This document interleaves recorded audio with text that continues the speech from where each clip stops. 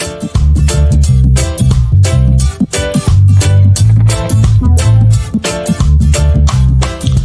and welcome to another episode of Ideaprov with your host Mike Pedersen. I have a really quality guest here today that I'm really excited about. The topic that we're going to be diving into. But first, I want to introduce him. His name is Andy. He comes to us over from the UK. So Andy, how are you? How's life? How you been? I'm good, Mike. Thank you. So you want me to tell you a little bit about myself? Sure, that'd be great. I work mainly in a method called Kanban. Kanban's one of those things that either people haven't heard about at all, or unless they're in IT, or they probably have come across it in the context of manufacturing, or maybe delivery drivers and so on, using Kanban to make sure deliveries arrive on time, to track work, that kind of stuff in a physical sense. And a few years ago, a guy called David Anderson and some of his colleagues and actually a number of people across the world as well, looking at how to use insights from lean manufacturing and Toyota production system, all these places which are using ways of managing work in manufacturing systems. Could they be applied to the kind of work most of us do these days, which comes under the label of knowledge work? But basically, we're working with computers, we're working with our mind more than physical aspects, but we still want to keep the idea of the flow of work that we do, delivering value to our customers on a regular basis. And so that's the idea behind Kanban, is to turn the way we work into a continuous flow of value between us providing a service or providing products to customers in a continual manner, continually flowing through the way we work. And so flow is a sort of good link to Kanban. One of the key ideas is that we limit the work in progress. I don't know if that's something that resonates with you, but most of us take on more work and are trying to work on multiple things at the same time, and that stops flow in another sense. You know, when you can get into flow, when you're in the position where work is you're just concentrating on something, focused on it, and work flows. You know, you just get. You're a musician, Mike, aren't you? Is that right? Yeah, I'm dabbling in musician. You get in that zone, you know. Exactly. And so, again, that's the idea of flow. And so the main way I work with clients these days in talking about Kanban is to get them to see their work differently. Get it, instead of thinking about what is my skill and how do I keep myself busy at my skill, how do I continuously get this flow of value between the people I'm serving, my customers or my clients, and what they need, and continuously delivering value to them. So it links into another movement, the Agile movement, which has been very prevalent in software development, for example, where we change around the way we think about projects, and this idea of delivering this big thing which may take several years to specify and even more years to deliver, into again a continuous flow of value, a continuous way of changing things and delivering bit by bit what the customer needs. So some of those ideas in Kanban. I wrote a small book with David Anderson called Essential Kanban Condensed. You know, here's a little plug. And that book, it's a thin book, but it's quite technical, because it's trying to draw together the wide range of ideas in Kanban and show the breadth of what is covered by that method. So that's what I do. I think of myself as a Kanban guide in both sense of the words, and that's a lens that I tend to look at things through. Yeah, I mean, I guess, we just kind of jumped into your segment, but what is, I guess, with regards to Kanban, right? What has been, the pushback or I guess maybe the negatives that people seem to grapple with when trying to use the method? Is it always kind of smooth and they understand things easily, or does it take a little time to kind of get used to? It's interesting because it's not like a method which has got a set of rules that you've got to follow and this is the way it works. It's not that kind of thing. I like to think of it more of as a way of looking at what you are doing and the way you're doing it now, and transforming it in the sense of, well, if you're completely happy with the way you're working, if everything's going smoothly, if you're continuously delivering value to your customers, then we don't need to change much, and we don't need to, it's all great, isn't it? It's when things break down, so particularly when delays come into our processes, when we we expect to deliver something by a certain time and when we don't, looking into why those delays occur is a key part of it, because again, it's about flow. If work is flowing, there's no delays, but where it can't flow because people aren't available, or we come across a problem we can't solve, or we need someone else to come in and do something for us, and things stop, then that's where the Kanban lens, looking at your work through that lens, really helps. So, for example, the kind of change that Kanban brings in the way you look at stuff is, if I take an example like cancer treatment in a hospital. It's not a happy thing to think about all the time, but it's actually one of those processes which is really vital, and when it's affecting us, completely. So the natural way to think about work in a hospital, because you've got lots of expensive people and you've got lots of expensive machines, is to think about it from the point of view is, are these people and are these machines working all the time so that as many people as possible can get treated?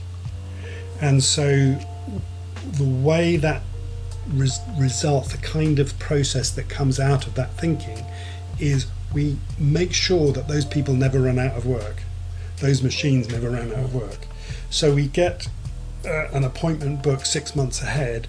We make sure that all the X-ray machines, all the appointments with consultants and so on are fully booked up, so that we know that the people that can do this really vital work are always there and are always going to be used. But if you look at it, the same process from the point of view of the patient, they get one of these appointments and turns out absolutely everything's fine. Okay, you go away. Maybe it turns out that you actually need to see someone, and everything is booked up months ahead. So you get this first appointment, you find out you need to do something else, and you've got to wait a long time before you get to another appointment. And then you book in for that one, and you find there's a long time before you can get the operation or whatever it is. So this actually is a real example, which from a hospital in Sweden, where they decided to look at it the other way around. Look at it from the point of view of the piece of work, and the piece of work in this case is the patient. So you think about, what is the experience of that patient, and how do we take out all the delays? And it turns out you organise the work slightly differently. People are still going to be busy, but we don't book everything up in advance. We actually make sure people are there to respond to these things, and then you can get the appointment. Yes, you need to do something else and have another X-ray, and then you need to get some treatment, and these are able to be scheduled very quickly in a way like that. So that's part of the kind of thinking where you're looking at a process and finding out where the delays are, and looking at it, instead of looking at it from everybody's busy, we must be producing as much work as possible. We couldn't produce any more work, could we? Because there's no time in the day when people aren't working. You can't fit any more in. And yet the experience for patients in that kind of process is delay. And it's very, very unsatisfying. And it's not just in, it's all kinds of ways where we find if you take delay out of work, you take delays, all these delays, the people who are happy about it, they're customers. And you may find that in that kind of process, someone who is very expensive, a consultant or a massive scanner or whatever that is very expensive to run, sometimes it's not being used. But the overall experience is one of flow, and so that's the kind of thing. So it's not so much that there's pushback, but this sort of change of the way you look at work is not obvious always. And we sort of feel that because I'm working so hard, we must be delivering value, mustn't we? And yet, if you step back at it, look at from the point, okay, well, is the person I'm trying to deliver value to getting value from me all the time? And then we find it's not necessarily the case. Yeah, it's like re-engineering just kind of the values that we present, right? So it's a perfect example. Like, for example, you're talking about the hospital, of kind of putting humans at the center of the design kind of process, which is very service design focused, and just human-centered design versus looking at it from, we have to optimize the people within the hospital or optimize the usage of machinery. Like, that's not what the end all goal is. You're providing a service to heal people. So why not make that experience as kind of smooth as possible? Which makes a ton of sense if you can deliver that in an effective method without people feeling too much pain. Cool. Yeah.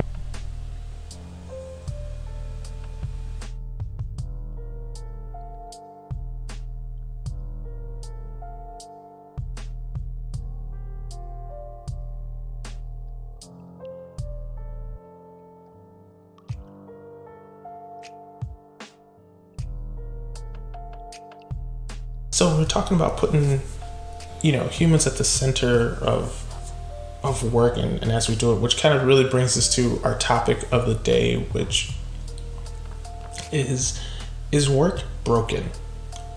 And if so, how could we fix it? Now, my initial thought for this conversation is, I guess we have to kind of classify broken, but in my personal opinion, I believe that the way that work is being created and moved is changing. Is it broken? Probably. Can we fix it? Yes. It's going to take a little bit of changing our habits in the way that we look at things, right? The way that we look at how we go into the office. Of course, now with COVID out there, if we're going into the office at all, can things be done electronically? There's a whole bunch of components here, but I want to kind of take it back to the beginning, to where we thought about how work was done. And for me, that kind of starts in, I guess, like the early 1920s or so. And I read an article a while back that pretty much said the 8-hour workday was based on factory work. It was 8 hours of work, 8 hours of play or leisure time, and then 8 hours of sleep, which equated to the 24 hours in the day, and optimized the production in factory work back in that time. Of course, that was Industrial Revolution. Now we're in the digital age, so do we really need to work 8 hours a day?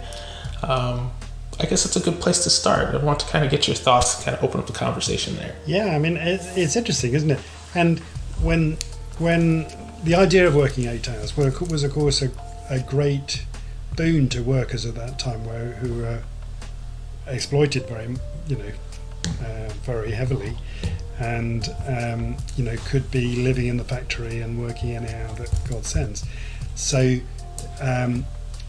but yeah, how do we get this as becoming a norm? And so I think the first question to ask about is work broken? Is just, why are we working so much? We 40 hours, yeah, nice if you can get that. If you're doing an important job in the kinds of industries that we work in, you maybe find 40 hours is a bit of a luxury. And if you get holidays as well, good for you. But as you say, this is an arbitrary figure that came out of a completely different context, of factory work and Industrial Revolution or whenever, and by no means is it guaranteed to be applicable to where we are now. So I think there's lots of things going on as to why we have to work the hours we do, why we have to, and why in this context where the economy will only really function if everybody's working. That's unemployment is very bad, but also we can't have too many people retired because they just consume resources. We live longer, so we better get them working longer. There's something here. There's not a solution that we can really talk about, I don't think, in this conversation, but it's worth going back to that sort of thing and saying, hang on a minute, we're working an awful lot, and is that the point of our life? If we spend a third of our life or half of our waking hours at work or commuting to work, it's probably longer if you include long commutes that people do. So, is this how we imagine that life for human beings in the future should be?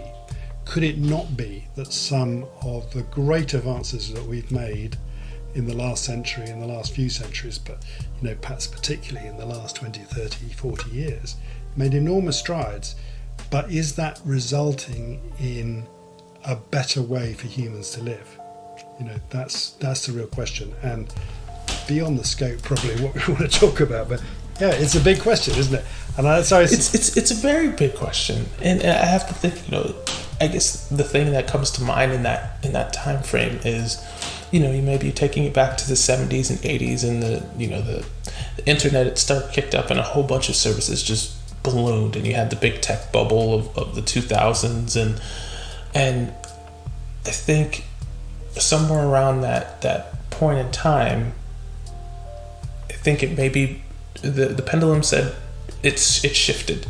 Instead of working to live, we began to live to work, especially, in the United States. I personally feel, and a lot of that was because we figured we could get more output with the same amount of input because of the digital tools that we now have. And all of a sudden, now we could produce more, we could work longer hours and get more done, which created more money, which of course, when you're at the top of the food chain from a business perspective, the CEOs, the VPs, etc., in their minds, they probably thought, oh goodness, like now I can get even more out of my employees, which will then in turn, make the company more money.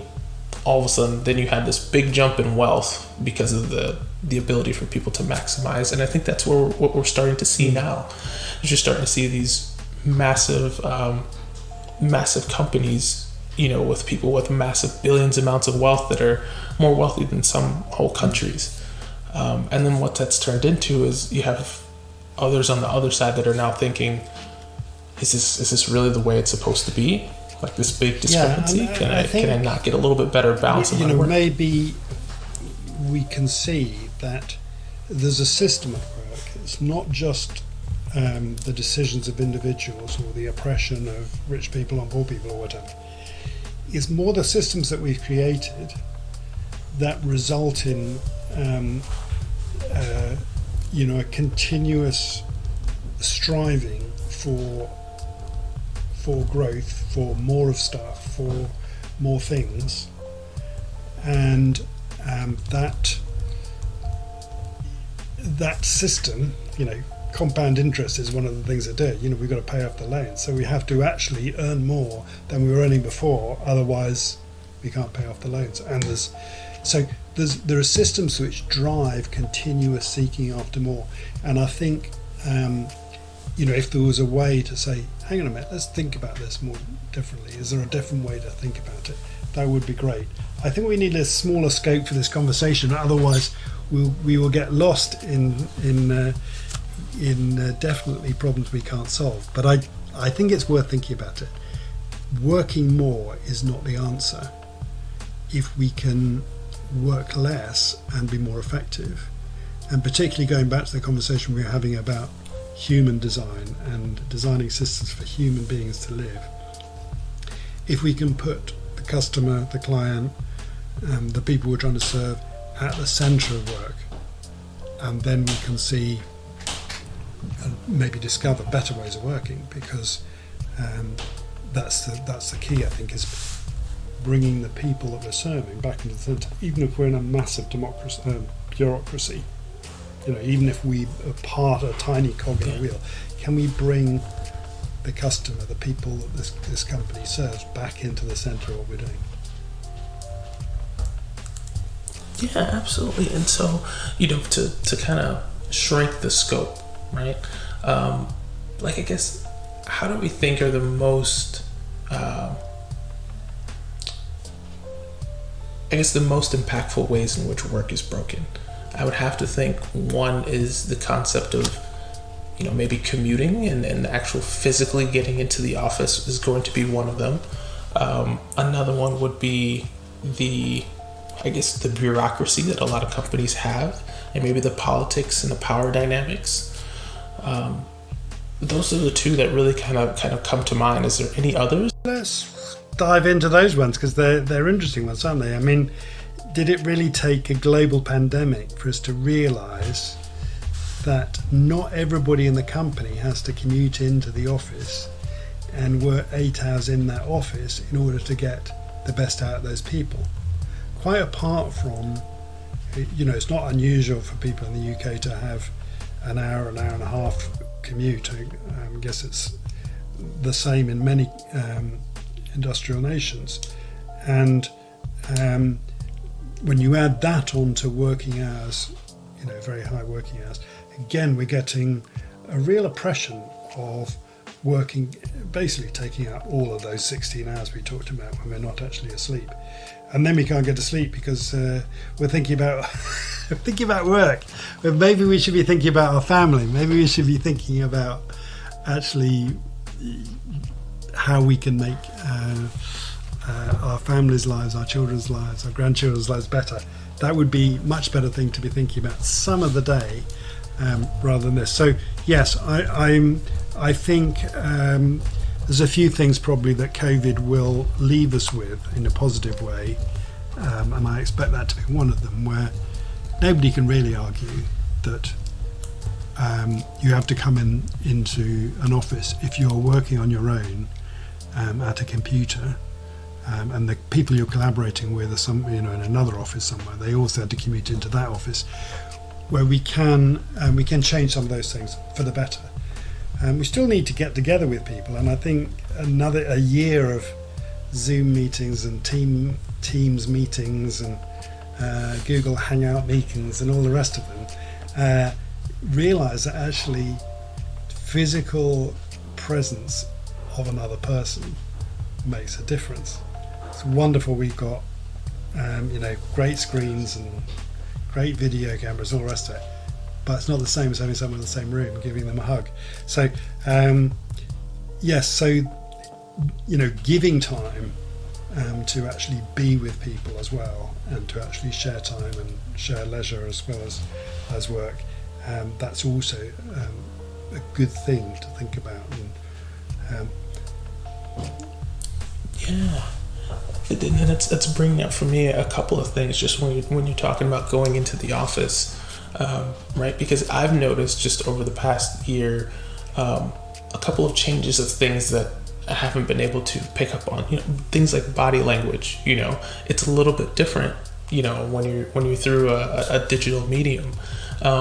Also, the other kind of impromptu conversations, the water cooler talk, that sometimes is a good break from your normal day-to-day work, or the ability to catch people in a hallway or randomly that you see, and you're able to interact and kind of develop a rapport with maybe new individuals, or maybe people leaving the company. You're able to say your goodbyes. So there's a lot of different kind of avenues there, and now these things have to be scheduled, so it's a little bit different.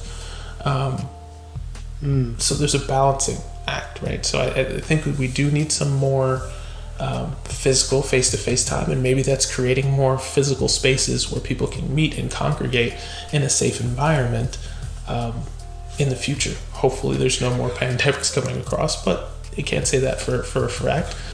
Well, we've had pandemics since human society started, so to say this is the last one is rather optimistic. But hopefully we will have learned quite a lot in this one that prepares us for the next one. We maybe won't make quite the same mistakes we did on this one, and maybe the preparations which most governments had started but not completed. We will be ready for the next pandemic, but hopefully this one's not going to last forever either. Yeah, hopefully at some point in time we'll get over it. I mean, but it brings me to kind of like the next point, which is we look at what does the teams look like in this situation. And I think one of the issues that I've seen people have difficulty with is just the power structure. Sometimes the bureaucracy in between teams when we talk about is work broken. Oftentimes senior leaders and stuff, they like to walk around, come out from their offices and actually tap people on the shoulder and see what they're working on, be able to, institute projects or delegate, and the concept of quote unquote seeing people work in order to understand that work is getting done is, I think, sometimes or can be a flawed sense of management. And so in this day and age, we have to kind of reevaluate what that looks like and almost focus our efforts on what is this particular individual producing for us. Are they accounting and producing numbers and reports? Are they actually making X widgets in a factory? Are they writing digital code? Like, what is the output from that individual, and focus on that? I think that's a really good starting point. Is we aren't interested in the hours people work, we're interested in the product that is produced and the value that goes to the customer. So making that switch can also help with the first problem, which is probably people in our companies are working too much, or if their work is measured by from the time they entered the door of the office to the time they left the door of the office, and that's our measure of how much work they did, we are completely losing track of that thing that you mentioned, is what do these guys produce? What is the result? And particularly, what is the result for our customer? Not what is the result in terms of, okay, another 20,000 pages of reports. That's wonderful, isn't it? Well, no, it's not actually, unless it produces something that is of value to the overall goal, which is to provide a service to the customer.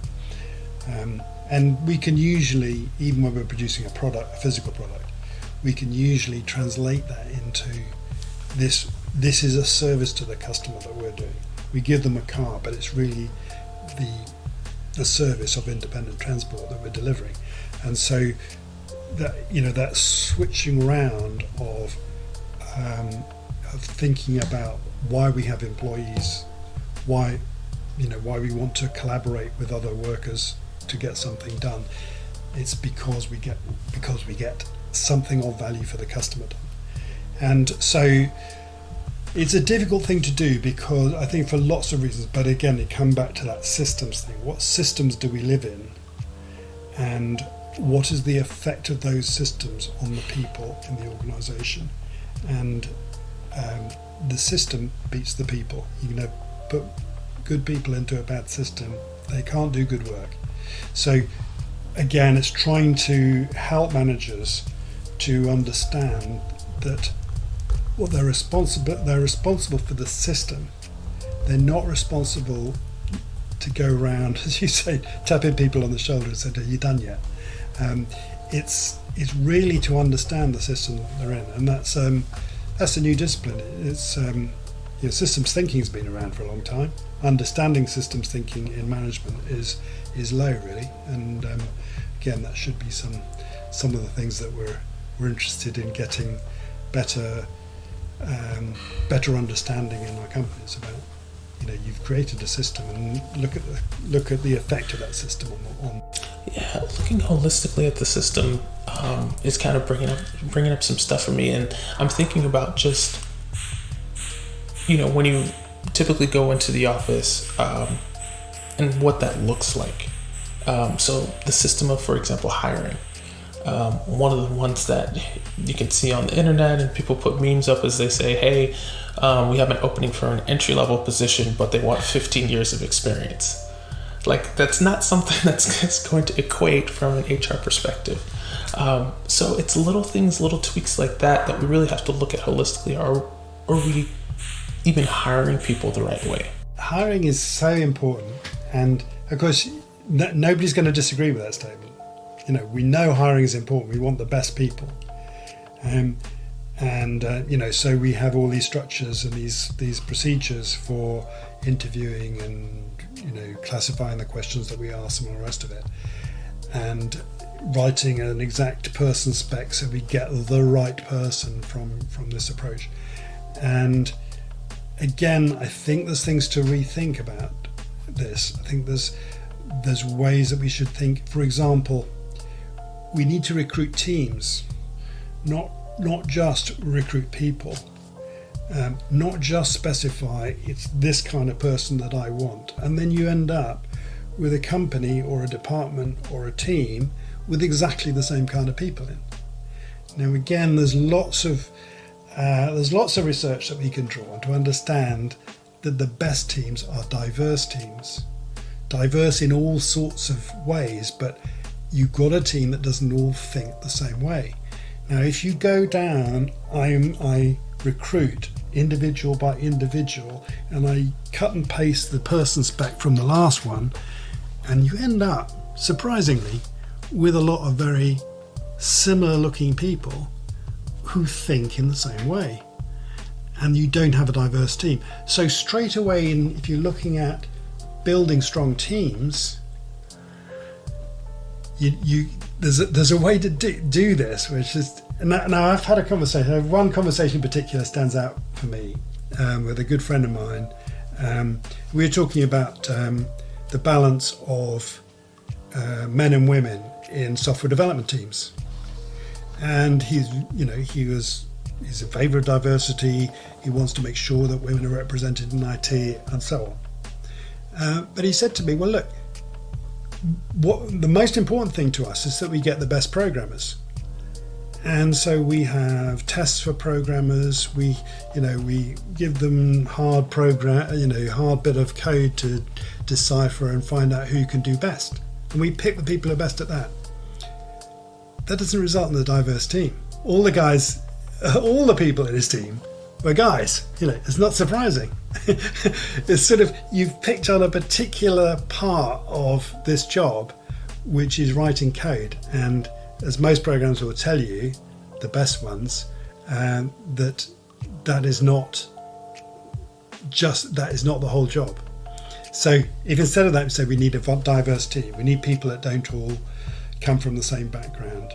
I'm sure you've heard the story of the hand dryer, which works perfectly, and every white guy that goes in there into the washroom dries his hands. Black guy puts his hands under the dryer, it doesn't turn on. Maybe they needed a diverse team, at least to test out the dryer. Do you know what I mean? And people get very focused on the one output, right? And they think like, okay, that's going to cover everything. If I focus on the one programmer, or I focus on this one marketing initiative I'm going to drive sales and traffic, and whoever is able to drive sales and traffic, that's who I want. Well, at the same time, there are some systems here that have created better opportunities for others than some out there, so that has to be taken into the account. And then also, sometimes you need that counterbalancing, opinion or viewpoint in order to be able to be more inclusive. To make sure that you're grabbing all of the data points and the skill sets you need to make a good service, to make a good product. Whether that's people of all different races, nationalities, religions, ability levels, accessibility. Those type of things often get forgotten about. Maybe it's because I'd find it hard to believe that it's intentional, but I also think that people don't think about it. I think you can point to some things which are systemic, and for example, like you have to have a person spec, and because you have to have a person spec and they take a long time to write, you cut and paste the previous one, so you get people that are all to the same spec. But I think it's also there are things that are non-intuitive. It doesn't seem right to us that in a software development team, I wouldn't pick the person who's a better programmer because I want a diverse team. So I've already got 4 white guys who went to the same kind of school, and the next guy comes along and he's a better programmer. I say, look at the needs of the team that we want to have a team which has got different ways of thinking, that are going to come up with different solutions. They're going to think of a different way of communicating with the customer, whatever it is. It's just, the research is absolutely clear. If you don't get the best team from just having the best people all in one team. That's, so it's maybe more in terms of when you think about how you build teams from people who are already in the company, not just the recruiting. But I think it does apply there as well. We've got to think about that in a different way. I think another way in which I think work gets broken. It maybe relates to your point of living in bureaucracies and large organisations with hierarchical management, but it's this thing of keeping everybody busy. And this relates to the Kanban conversation we were having, where it's just that classic thing of, I know I must be producing more work than is possible because everybody is busy, because they all worked 10 hours a day and they were all sat at their terminals looking at the screen, and how could they have produced any more work because they worked all hours? And it is true that it's not as though they were sat at the screen on Facebook or something. Is they were really working. And so it's the busy working, the busyness, and the busyness does not relate to outputs, does not relate to outcomes. And so that's where it's crucial to have a different way of looking at, and I say the Kanban lens is one way that I use to sort of get people to look at that busyness in a different way, because doing work generates work for someone else. And if we're not doing the right work, the work that those other people do is complete waste. Because there are so many these long gaps in hospital appointments in many medical processes, then they need an army of clerks and secretaries and people on the phones to book in the appointment. And of course they miss the appointment, so because they forgot it was booked so long ago, so we need to book it again. Busyness can generate work which is not positively working towards the outcome of work that we want. So it's think of the work you're doing in terms of the outputs. Think of the people as human beings, not just cogs in the system, but see how the system that surrounds them actually impacts heavily on how well they can do and how much they can contribute to the positive outcomes that you're looking for in work. Yeah, I mean I think that's a very, underrepresented point. Oftentimes we feel like we just must be busy and our days must be jam-packed with some type of work, right?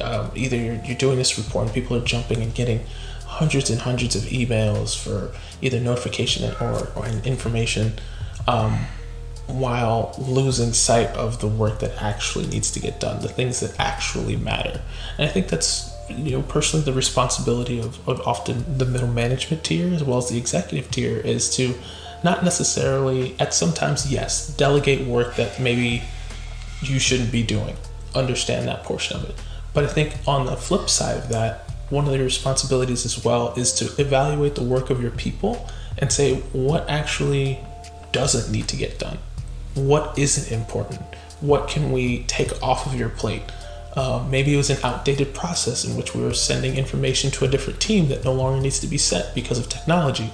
Like reevaluating those processes and those data points to understand the people on your team, so that way you can right size the workload for them.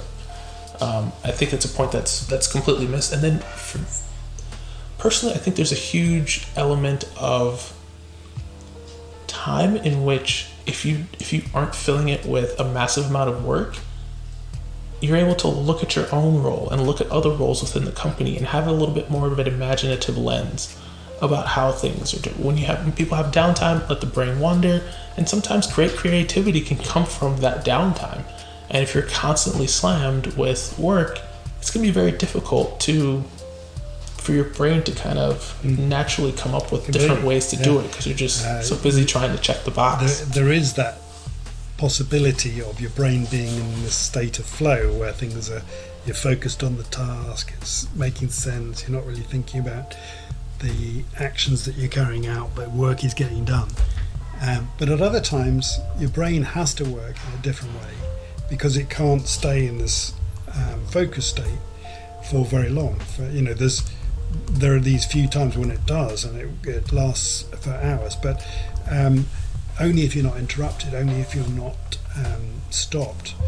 And our brain actually needs those periods of mind wandering, of making connections between places to find better ways of working, to find different ways of working, and come up with creative solutions to the problems we're solving.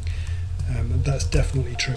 So with that, I'm interested to kind of, pivot into prototyping, almost like implementation. So looking forward, let's say that we were supposed to hit some of these topics with companies looking at the way we work, reevaluating bad systems, kind of holistically working on things from start to finish. How do we feel that these changes would change the way we work and fix them? What would that future look like? Yeah, fixing all those problems is not straightforward, is it? There's some things that apparently are not within our grasp to even address.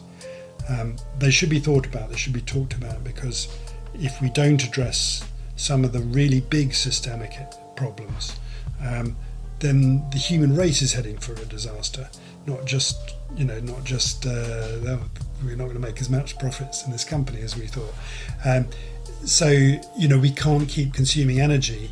The growth of the consumption of energy cannot continue at the current rate without, I think someone did the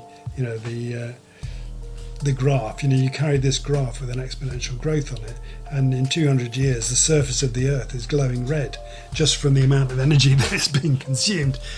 We know that it's back of the envelope stuff to tell that some of these big problems cannot continue as they are. They will break before we get to the state where the earth is glowing red on the surface. So big problems, it's not that we should ignore them, but we can't maybe address those in our day-to-day working. I think some of the principles are about bringing the customer back into the centre of what we do. I think that's one of the key design thinking idea that you brought into this conversation, where the customer has to be at the centre of it, and making sure that we deliver to that customer. So whatever we do in the organisation, we've got a sense of what this organisation does for people is something worthwhile and something I'm a part of.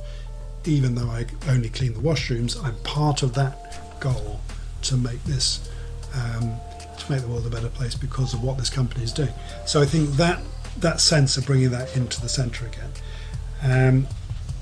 Now I also think the sort of respect for human beings needs to come into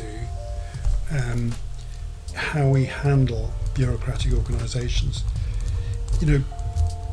Bureaucratic hierarchical organisations have been successful since the start of civilization. I'm not sure that we're going to crack this one, because we may it may be we haven't cracked it yet. Yeah. Well, the Egyptian civilization lasted 4,000 or 5,000 years. I don't know my history well enough, but a long time. And because they very effectively cracked that hierarchical top-down organisation, and the guy at the top, whether he's a god or a pharaoh or whatever, or buried in a pyramid, all the organisation of that whole society sort of flowed from that hierarchy and where you were in the hierarchy. It's not a very human, surprising, although this is the most successful human way of managing human organisations.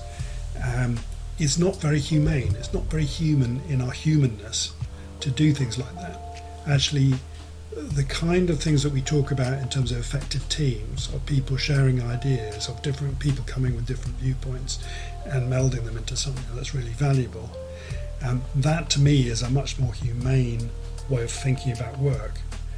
And to get to that place, we have to deal with some of the systemic problems that prevent us building teams like that. And when we work in a hierarchical organisation, and he's the boss and I'm the worker, perhaps again we need to try and invert that relationship. When you go and see your boss, who has the agenda? Most managers think it's my job if I'm going to meet with the team, or I'm going to meet with an individual in my team. I've got an agenda, and these are the things I want them to do. It's much more sensible, if you think about it, that when you have a one-to-one with your boss, you have the agenda. These are the things that I can't do because of my position in the organisation. I've got goals, we've agreed goals between us, what we're trying to do, what I'm trying to do. But these are the things that I can't unblock. Now you're in a different position in the company. You can unblock these things if I give them to you. And that requires just a different way of having a meeting with your boss. And your boss having a meeting, you as a manager having a boss with an employee. If you're going to have a meeting with me, I want you to come to me with an agenda of how you want me to unblock stuff so that you get your work done, so that you deliver value to your customer or our customer. So, it's things like those different ways of thinking about the whole aspect of I just, this might be a place to finish, but I just remember I took on a client and became part of their management team for a while. And we were doing a very big project, transformation of internal systems and billing systems and all the rest of it in this company. 400 or 500 people on the project. Using agile methods, we're using a method called Scrum, and a massive project to transform these particular systems. And I was about 6 weeks into this assignment, and I realised I was really depressed by the organisation, by what I was continuously hearing.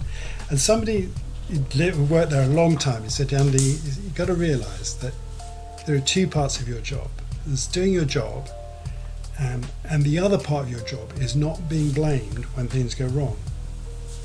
And I realised that most of the people I was talking to and asking, could you get this stuff done or whatever, half of their time was being spent not being blamed when the stupid idea that I was suggesting to them would inevitably go wrong in this organisation. So they were sending around memos with, a lot of people in the CC line. I don't know how many people were in the BCC line, basically ensuring that when this stupid idea was implemented and went wrong, even if it was a good idea but that was defeated by the organisation, they would not be blamed because they said it wouldn't work in the first place. And I realised that, actually, if you want to survive in those very bureaucratic organisations, and people, of course, work there for years, maybe going in as an apprentice and coming out when they retire. If you want to survive in those kinds of organisations, you don't really want the agenda that we've been talking about of changing systems and overcoming the better way of working. You want to find a way up to the next rung of the ladder. How do you get to the next rung of the ladder? Well, you behave like everybody else at the next rung, and you prove that you can keep this organisation going in the way it's always gone. So it was a really helpful thing to me, and actually I relaxed a lot more after that and enjoyed the project, even though there were all sorts of things about it that were completely broken, and I wasn't able to fix. But it was nevertheless a good project to be in, and we did some good work, as well as realising that organisations, they are bad systems. They're tough. They're tough to crack with bad systems. I'm just looking forward, and I see if were to wave a magic wand and these systems were fixed, I can just see a more natural, harmonious work experience for people.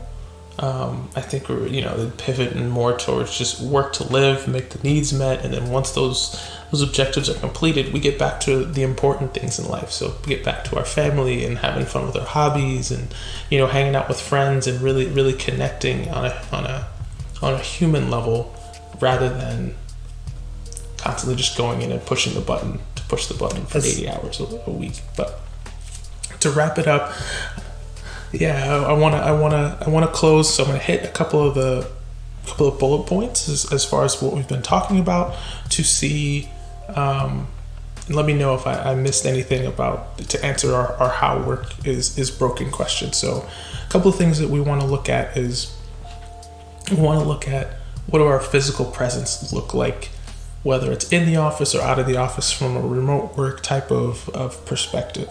We want to reevaluate the hours worked on and the focus on our tasks. We want to take a look at the systems from start to finish when we're talking about either hiring or letting people go, or the complex systems, and removing it and being focused on the human rather than just generating output just to generate output. So holistically looking at that, we want to recruit teams and not people, so that way we can focus on more diverse teams to get a better school of thought, which will create better outputs in the end. We want to reevaluate what busy means. So not being busy just to be busy, but to actually create outputs that make sense and are right size. Also create a little bit of space for imagination, letting the mind wander, maybe even a little bit of boredom, which can lead to that next version of creativity. And last but not least, we want to make sure that we keep humans at the center and have respect for the people and their different situations that are in our working environment on a regular basis. Did I miss anything there? It sounds a great summary, Mike, and it's been a great pleasure talking to you, and look forward to the next time. Yes, absolutely. Well, thank you all of our listeners for tuning in. Andy's been great, so I want to say a great thank you to him and his insights, because I definitely wouldn't be able to come up with all of these all by myself. So thank you, and this is what this is all about. So it's been truly my pleasure to have you on the show. And stay tuned after the break for our Ideaprov Insight.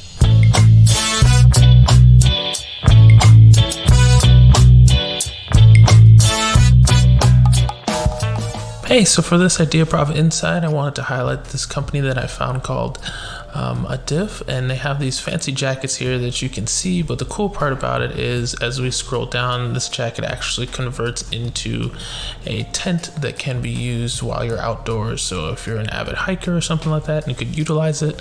The cool part about it is it's a buy one give one type of system, in which you buy one and another one is given to a person that has been displaced or potentially homeless, and it's kind of a one size fits all type model. So I thought that was neat to kind of highlight just from a humanitarian perspective. So we'll definitely put some notes in the show notes. That way, if you'd like to pick one up and do your good deed for the day, you're more than welcome. Thanks. Until next time.